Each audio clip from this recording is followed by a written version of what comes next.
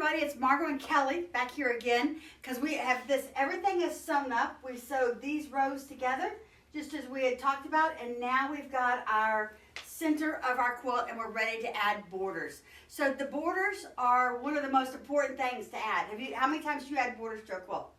Probably more than not, just because also bringing them to a long arm, I want to avoid all these extra seams if like possible, just because they can snag on the side, bring it in, but also you can just like increase the size to make it bigger too. Right, and a lot of times when they come to these corners and stuff, when they're long arming, it can cause tucks, puckers, and other things. So most of the time we do add borders to almost anything.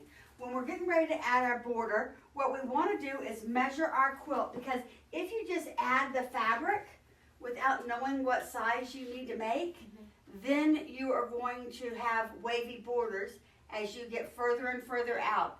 And what that means is that if you decide you're going to cut it to fit exactly and then try and put it on, you're going to gather that fabric up inside there, and it's going to wave, and it's not going to be the same side on this side or on that side and up and down, so it's going to cause some distortion of your quilt.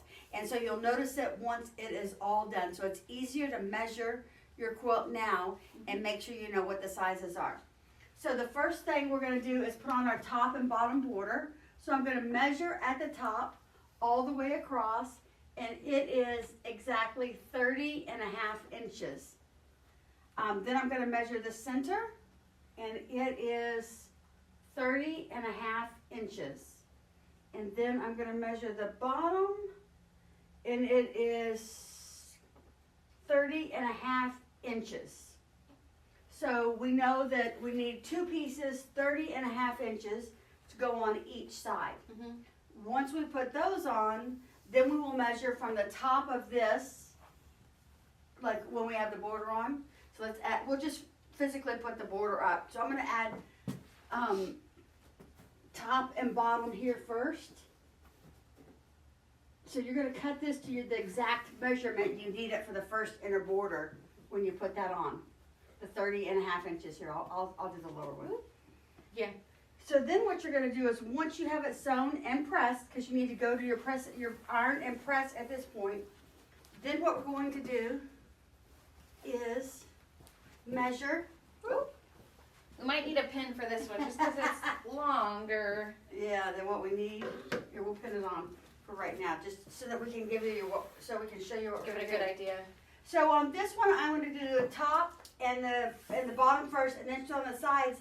And on the next one, I'm going to sew the sides first, and then the top and the bottom. And that way, you don't have all of the same. It gives it more stability and strength by flip-flopping which ones you do first. So I always start my inner border with the top and the bottom, and then put on the sides. And then the second one, I put on the sides, and then the top, and then the bottom. Okay, so now you're going to measure from, this is not going to be accurate right now, but you're going to measure here, here, and here, and then whatever that measurement is, you're going to cut both your strips to and pin them on. Start pinning from the center. Fold your piece that you've just measured and cut exactly. Fold it in half, and then enforce. And then this is the center, and then this is the fourth. And so you're going to want to pin those first, and then you're going to work, and then the ends, and you're going to work then extra pins in here if there's any fullness or anything that you need to work out. Same thing happens to both. You want to start pinning from the center and pin outwards. So you want to pin here and here first, and then you want to go halfway in between here and halfway in between here. And if there is a little fullness, you want to add another pin. Like a lot of times where there's seams, you might want to add another pin. Or if there's like let's say this has a little fullness in it, you're going to want to distribute that evenly on that seam so that it makes it up, shrinks it up so that it fits that border exactly. Because what you're trying to do right now is make your quilt more and more square with every border that you add. You don't want to make it less square. Yeah, and whenever you get this sewn on, you're just going to trim it up to where this is equal with the edges here. So we don't have any weird seams that we're going to piece right here at the bottom and the top. Right. It's just going to fit all the way to the top and then all the way down Well, to the bottom. when you cut it to the length, it's going to fit side to side. Yep. Once you get all these added, then we're gonna add the 2 sides next, which I've measured for in 3 places. A lot of times people only measure at the top and the bottom. I prefer to measure in the middle and then both edges, just to make sure. And even if it's a 1/4 or a 1/16 or an 1/8 off, you can take that up most likely. I would not trim the quilt at this point to make the quilt more square. I would continue on by putting on your borders and trying to make it square, putting on your borders. So you would add both of these, cut to size that you need that fits exactly on that piece, and then you would add this one across the top and one across the bottom, cut to size to fit on there. And at the end, you'll have a perfectly Nice little square quilt. nice little square quilt that'll be so beautiful.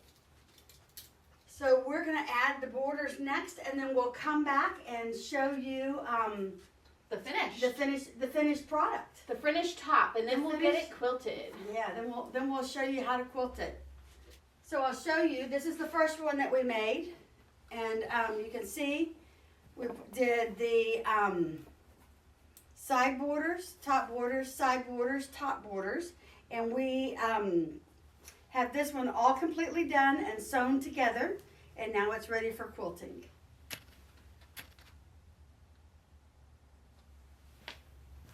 So we'll bring this back when we have it all done and we're ready for quilting. That's a wrap.